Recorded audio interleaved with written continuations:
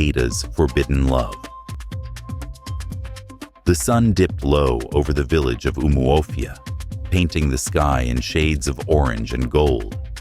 Birds chirped their evening songs as women pounded yam, and children played in the dust. In the grandest hut of them all sat Chief Obika, the ruler of the village, a man whose word was law. His daughter, Ada, was known far and wide for her beauty. Her skin the color of the rich earth after the rains, her eyes deep like the river that never dried, and her hair woven in intricate braids adorned with golden beads. She was dressed in a flowing gown of purple, white, and red, with delicate cowries sewn into the fabric, a mark of her royal status. But Ada had a secret. She was in love with a man the village forbade her to love. His name was Patrick O'Connor, a young Irish missionary who had arrived months ago to preach the gospel. He had piercing blue eyes, golden hair, and a voice that carried warmth and kindness. He came with the message of Christianity, but he had found something else: love. One evening, under the old baobab tree by the river, they met in secret. "Ada," Patrick whispered, taking her hands in his, "you are more radiant than the stars tonight." She smiled, though worry flickered in her dark eyes. "Patrick, you should not speak to me like this. If my father finds out..." Patrick sighed. "I know, but I cannot help myself. From the moment I first saw you at the village square, I knew my heart belonged to you." Ada looked away. "It is forbidden, Patrick. A daughter of Umuofia cannot marry a stranger. My father has already spoken of suitors from the neighboring villages.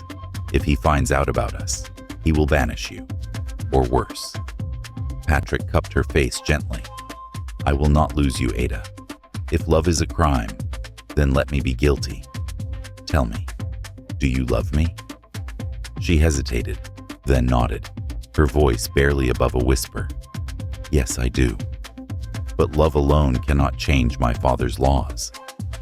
Just then, the sound of rustling leaves made them freeze. Ada turned sharply, and there, emerging from the shadows, was Ikem, her cousin, and her father's most trusted warrior. His face twisted in anger. "Ada," he spat, "you disgrace our family. How dare you bring shame to our father by meeting with this white stranger?" Ada's heart pounded. "Ikem, please, let me explain." "There is nothing to explain," Ikem growled. "You know the rules. No woman of Umuofia shall marry a stranger. And yet, here you are, sneaking around like a common thief." He turned to Patrick, his eyes burning with rage. "You have defiled our traditions. You must leave at once before the chief hears of this." Patrick stood tall. "I love her. I will not leave her." Ikem's jaw clenched. "Then you will face the wrath of our people." With that, he turned and disappeared into the night. Ada grasped Patrick's hand. "We must leave now. My father will not listen to reason. He will see this as a betrayal." Patrick shook his head. "I will not run away, Ada.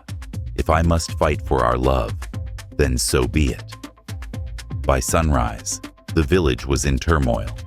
Drummers beat their instruments, and the town crier announced the chief's command. "Let all men gather at the village square.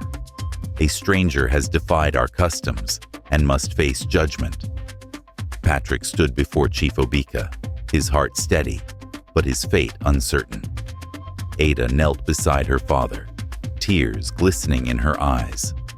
"Ada," her father's voice thundered, "you have brought disgrace upon this household. You will marry a warrior from our land, not this foreigner." Ada lifted her chin, her voice unwavering. "Father, I love him. Should I be punished for love?" The chief's face darkened. "Love does not change our ways." Patrick stepped forward. "Chief Obika, I have never disrespected your people. I have only shown kindness and honor." My love for Ada is true.